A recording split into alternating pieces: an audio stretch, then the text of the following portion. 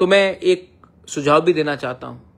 We should be very careful, we should be very careful, BJP should be very careful.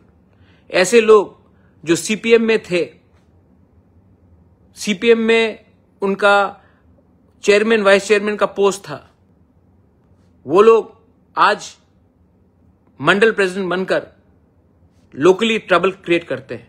এরকম যদি হয়েই থাকে, কারা সিপিএম এর লোক বা অন্য দলের লোক তাদেরকে চিহ্নিত করে তাদের নাম ঘোষণা করে তাদের দল থেকে বের করার হিম্মত তিনি করুন না, সে হিম্মত তো দেখাচ্ছেন না।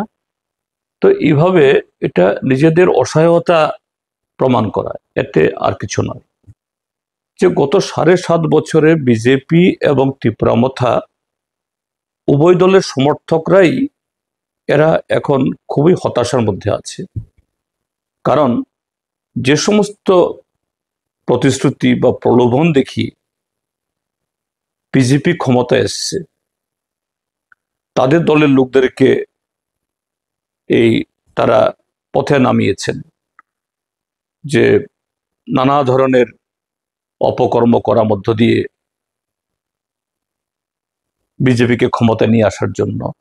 এখন দেখছে যে মাস চলে যাচ্ছে, বছর চলে যাচ্ছে, দিন চলে যাচ্ছে, ত্রিপুরাজ্যের আরো 40 লক্ষ লোকেদের সাথে তাদের কপালে কিছু জুটছে না। কিন্তু বিজেপি এবং ত্রিপুরামথার উভয় দলের মধ্যেই উপর থেকে নিচুতলা অবধি অল্প কিছু লোক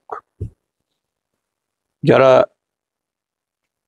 রাজ্যের ক্ষমতাবানদের কাছাকাছিতে আছেন, মন্ডল সভাপতি, জেলা সভাপতি, মন্ডল সভাপতি, তাদের কাছাকাছিতে আছেন, তারাই নিয়ন্ত্রণ করছে থানা, তারাই নিয়ন্ত্রণ করছে গাজার চাষের, গাজা পাচারের, ফেন্সিডিল পাচারের, ইয়াবা ইত্যাদি কোটি কোটি টাকার প্রতিদিন ধরা পড়ছে।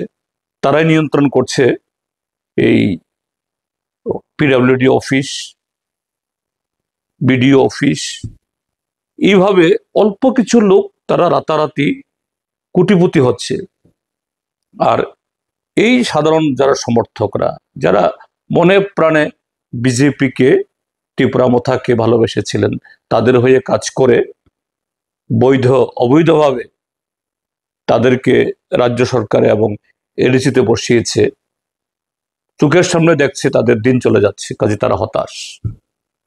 কাজে সেই হতাশা থেকে শুধু যে বিজেপির বিরুদ্ধে ত্রিপুরামথা না, এটা ত্রিপুরামথা ভার্সেস বিজেপি, আবার কোথাও কোথাও বিজেপি ভার্সেস বিজেপি, মথা ভার্সেস মথা, এই ঘটনাগুলি ঘটছে।